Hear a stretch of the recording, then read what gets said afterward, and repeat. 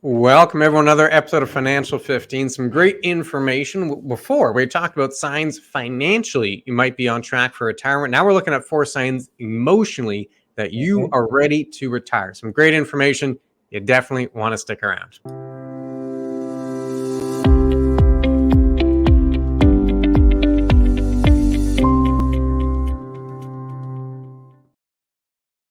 Is work getting you down? Are you dreaming of that golf game? A whole bunch of these things.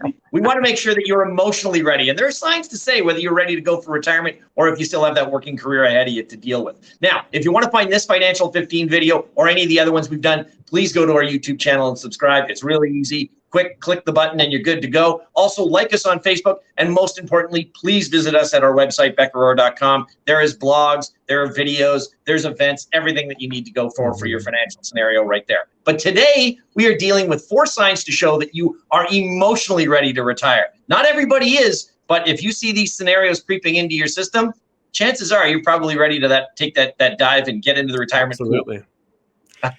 Well, let's dive right into it. And before we get too far into the actual signs, we have to bring this back up. We've talked about it before, but the whole idea, you have to recognize retirement can be a life-changing event for some folks. It can be dramatic. It can be tough. You got a routine. You view yourself in a certain area, kind of a role, and then all of that can change when you retire. So you have to approach it with that mindset that for some folks, it can be a big event. We've talked about this specifically. We went through a different video. We talked about the transition to retirement. We looked at Ashley's model and how you're not permanent vacation, but you actually go through different phases, at least most people do, and then you end up defining a new role. So that's kind of the context in which we're describing these 4 signs, is within that context. So I'll give you the first one here, Kevin. You can elaborate on it, but maybe it's a little too on the nose. But if you don't enjoy work anymore, you might be ready for retirement.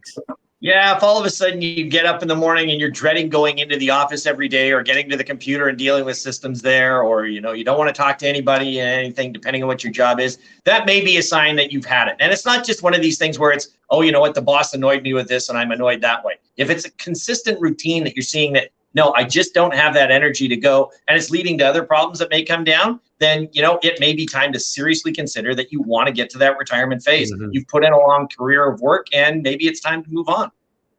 Yeah, it's not just, I got stuck in traffic last Tuesday. That's it. I'm going to retire. It's kind of the idea. If you were passionate about your job, you really enjoyed it, and now suddenly you're finding that's no longer the case. And I shouldn't say suddenly. Usually it happens over time. It slowly fades. Perhaps you get burnt out. You no longer enjoy it. That kind of idea where it happens over time. You used to have passion, enjoyment, no longer the case. Well, that could be a sign emotionally you are ready for the next step. You are ready to retire. Another one here, sign number 2. And we hinted at this when we talked about it in the intro, is you need to have something outside of work. It's not permanent vacation, right? You don't just retire. Suddenly we're going to travel the world. Life is going to be grand. Well, that phase, I hate to break it to you, that's going to fade.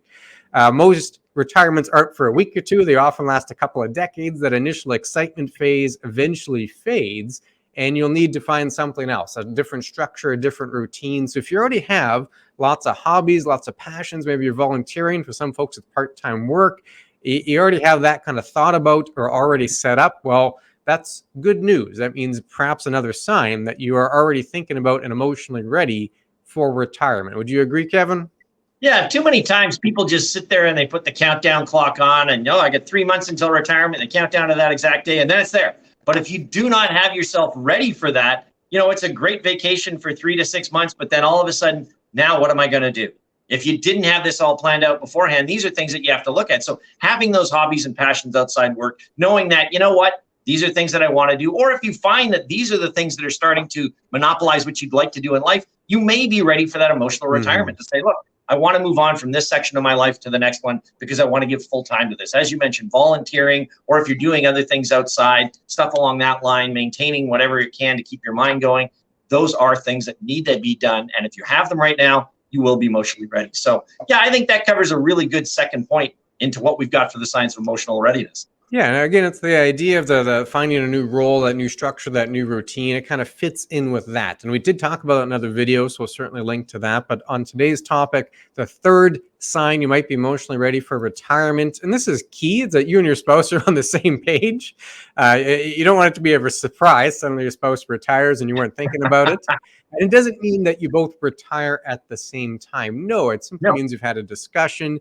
It's not going to be an area of stress or friction in the relationship. And then even if one retires early, one works a little longer, as long as that's all been discussed and out front and you're on the same page, well then, hey, maybe you're ready for retirement. That's really the concept here, is that retirement's not going to cause additional friction in the relationship.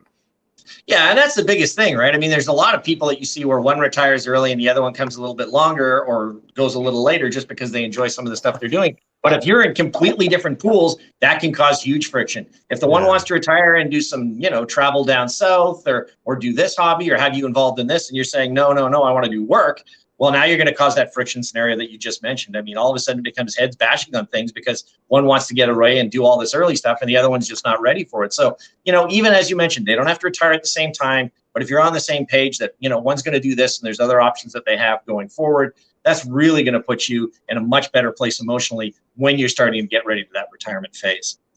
Absolutely. So we covered 3 signs. We promised folks 4. So let's get to number 4 here. The 4th sign you're emotionally ready to retire. Well, this could be maybe a different title. I called it friend envy, but the concept here is a little bit of jealousy, right? So when we have these parties when people retire at work, or maybe you run into a friend, oh, they've already retired, and you start daydreaming about retirement.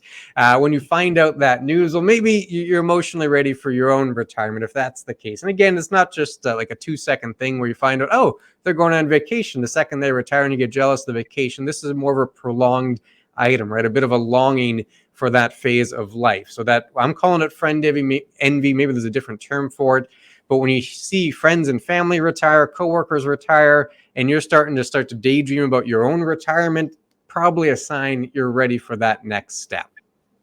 Yeah, I mean, you can find this in a variety of different places. I mean, I know that I've seen for some places beforehand, if you're playing hockey with the guys and half of them are playing in the middle of a Friday afternoon, you can't because you're working, or they're playing late night and they're going out for beers afterwards, you can't because you got to get up early for work. If you're constantly saying, well, I want to be them, yeah, you're basically in that mode where, if you're ready for retirement, these are the things that you want to do because that's part of the hobby or the passion that you have afterwards. So you're right. You got to make sure that this fits in. I mean, a lot of times if you're looking at them saying, okay, they're spending 2 months down in Florida, I want to do the same thing, you're probably ready at that point in time. Now, that doesn't necessarily mean that applies for everyone. I mean, chances are if you're 35 and you're admiring that, you may have a little bit more time, but we're talking sort of, that you've been working for a long time, that you can afford dealing with what's going on. That would mean basically that, that friend envy scenario comes in. That's a perfect one for a 4th sign, Clint. Is there anything else to add on that point, or should we look at what we deal with as a mantra? Yeah, well, I think we got to get to the mantra. And then to set the stage, you just mentioned it there. Perhaps you're 35, you're getting a little envious that your friend is taking 2 months down south, and maybe your friend's a little older than you are. But the idea that your emotional readiness and your financial readiness, they don't always meet. So maybe financially ready to retire, but you like work, so you keep working. Or the opposite, where emotionally you're watching this video and you're checking every box and think, yep, that's definitely me. And you're emotionally ready to retire, but financially it's just not there yet. The two don't always line up. So you have to be aware of that, which gets us to the mantra. That's why you need a plan.